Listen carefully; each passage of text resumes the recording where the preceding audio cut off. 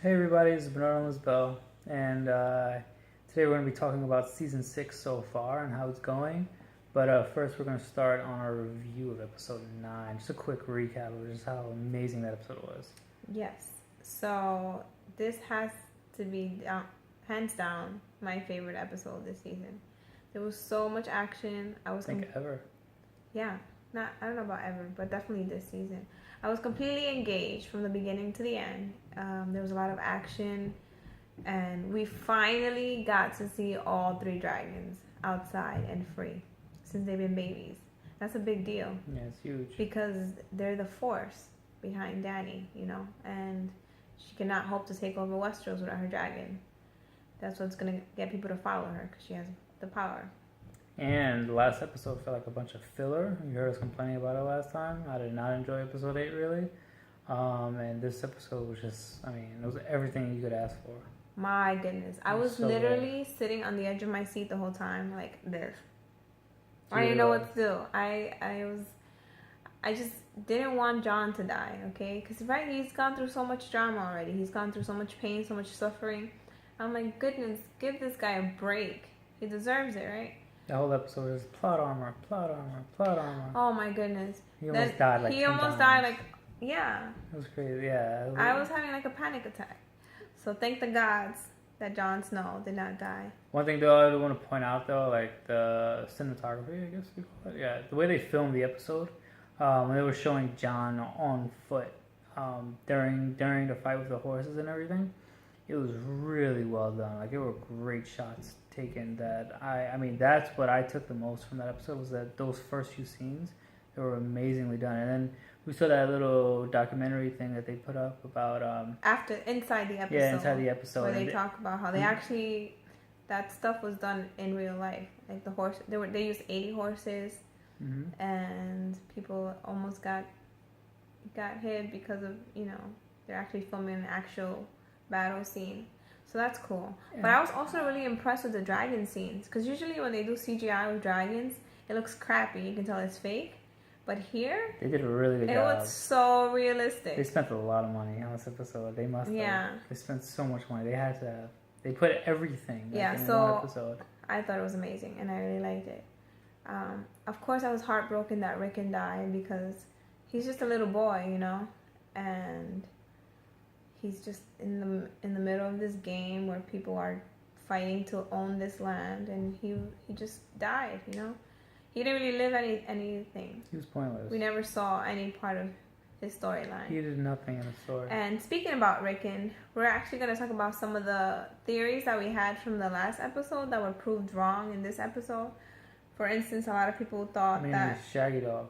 That Shaggy Dog was still alive. That the direwolf head was too small, and everybody was saying it. Everybody was saying it. So not everybody, but a lot of people. Almost everybody was saying it. So we were wrong.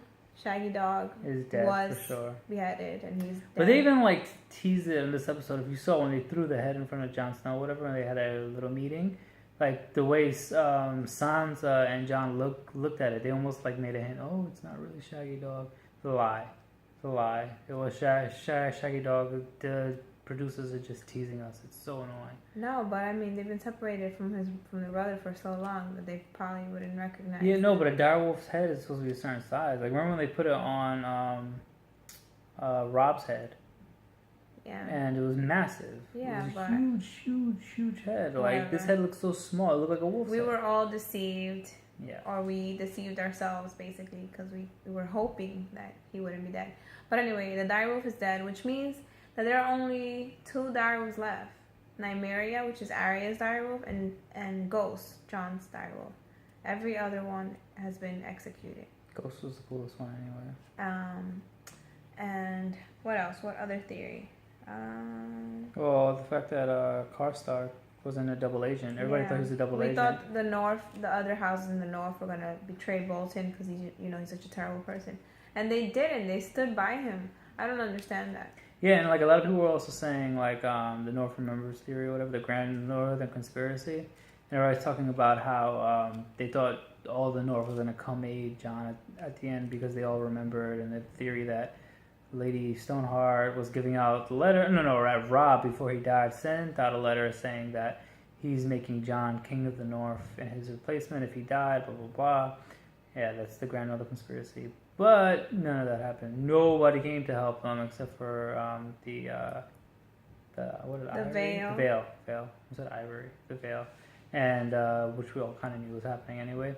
So the Veil came and helped, but nobody else helped, which is pretty disappointing. So I wonder, what's going to happen now in the North? Now that they took Winterfell back, I know that's huge, but apart from the Veil, Jon doesn't really have an army. Yeah. So he has the wildlings, but nobody likes them. It's true. Okay, so in this new episode, everyone, spoiler alert for those who have not watched, Ramsay Bolton gets killed by his own dogs, which is great. Justice was served. It's such a good scene. But a lot of people are worried because before he died, he and Sansa exchanged some words, and he was like, "I'm always going to be a part of you," and yeah. So everyone's like, "Oh, she must be pregnant. That's what he means." First of all, how would Ramsay know that she's pregnant? He wouldn't. He would just be assuming. Secondly, if Sansa were pregnant, that's not a deal breaker, because as some of the book readers may know, there's something called moon tea in Westeros, which is sort of like a plan B where you can drink it if you're pregnant and it causes you to miscarriage. So Sansa's not forced to carry Ramsay's child.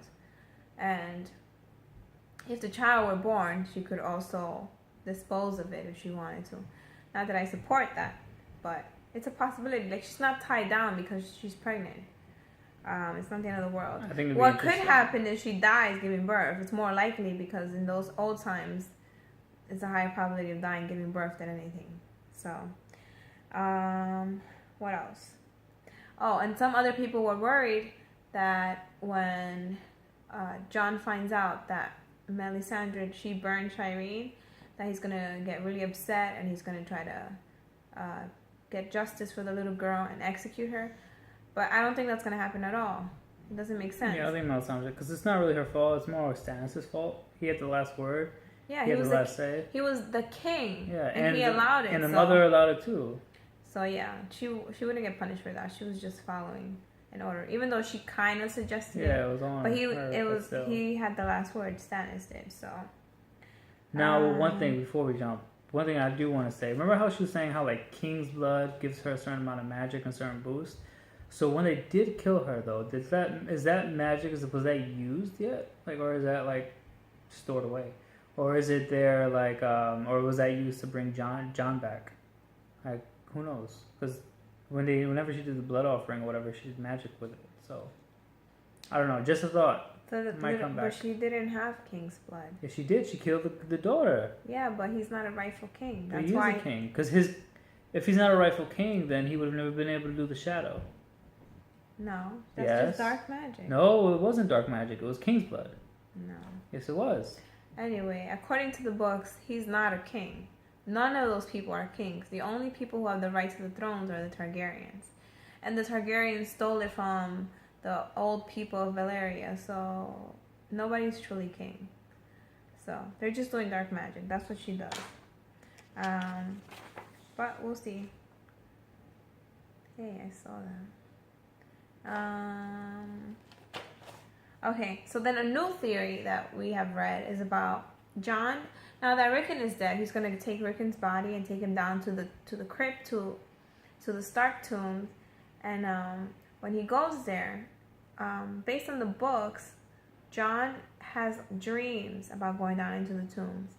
So there's a theory out there that when he goes down to the tombs, he's gonna find his own tomb, and it's gonna say Jon Snow, son of Lyanna Stark and Rhaegar Targaryen, and that's how we're gonna be told that he's a Targaryen after all. And also Bran might have a flashback memory where he sees Lyanna, and that also shows it. So both things might happen simultaneously, so we don't know yet. I think Bran's going to do his vision, and that Jon's revelation of his origin is going to be revealed this season. I think for a fact that's going to happen. I don't think it's going to be written on the tomb, because information that's so secret that was kept from Jon himself is going to be written on some crypt that anybody can find. So I don't agree with that. Yeah. Well, we'll see. Yeah. We'll see what happens. And let's see, which other character do we have? We have Arya. So now that she left the Faceless Men, she's on her way to Winterfell, which is what she said. She says, I'm Arya Stark of Winterfell, and I'm going home. We know she's going to try to, maybe she'll encounter her brother and sister. And, yeah, I don't know what's really going to happen with Arya. I don't know. I don't know. She might... If she shows up, it won't be till like next season. Probably, because it's a long ride. She's all the way in like this forgotten. Or she just won't make it. She'll just get caught up in some other adventure along the way. Which makes more sense, I think. And then last but not least, the Lannisters, who are in Westeros, causing trouble. Well, besides Jaime. I don't know. Cersei's trial is coming up, and she's supposed to be tried based on the old laws. So we haven't really been told what the old laws are kind of. It's the 7 guys or whatever, whoever they are, the 7 faith men or whatever. They decide your fate. It's like a court. Yeah. So we'll see what happens. What the judgment is. If she's gonna die. Well, I think someone will probably die. I don't know if it's gonna be her or if she's gonna fight back. Jaime's gonna come back with because remember he just took over Riverrun. He's gonna come back. He's going to come back with his army because the first thing he said when he got to Riverrun is, I can't be here long because I'm trying to get back to Cersei. He said that the faster I get done here, the faster I get back to her. Yeah, she's the woman that he loves, so his whole purpose is to go back. So if he goes back to Cersei... Yeah, back to Westeros. Yeah, King's Landing. He's going back with the Freys, probably. So he has a bigger army. They did show him with the Freys, so maybe the Freys are going to help. They're probably going to come execute all these people. The High Sparrow and all that. The High Sparrow and all his followers. So that's a possibility. But in the process of this like civil war that goes on in King's Landing, there will be casualties, and it might be Marjorie or it might be Tommen. Most likely Tommen, because Marjorie is very intelligent and she knows how to play the game, you know. Or it might be her brother Loras, who gets executed before Jaime gets there. We might see that in the next episode, but I don't know. There's so many different storylines. I have no idea how they're going to choose to end the season. I don't think Tom's going to die. Or we can't even forget the White Walkers. The White Walkers are coming south. They're going to be shown. There has to be something where the White Walkers come south and Bran escapes them, and Cold Hands is there. I have no idea what's going to happen. But I'm really excited because episode 9 was freaking amazing. Yeah, it was amazing. So much, we're probably going to watch it again right now. But think about it this way. If this season, ended so well, imagine how next season's going to be. Yeah. I am really excited. Episode 8 last season, we thought was phenomenal. I can't wait to see the dragons fight the White Walkers. That's what I'm excited about. I'm not that excited. I think it's going to be very obvious what's going to happen. Yeah. Well, anyway, that's our review of the episode and our theories and thoughts on what's going to happen next. Leave your comments below about what you think are your theories, any questions you might have. And remember to subscribe to our channel. And yeah, we'll see you next Sunday. Bye. Bye-bye.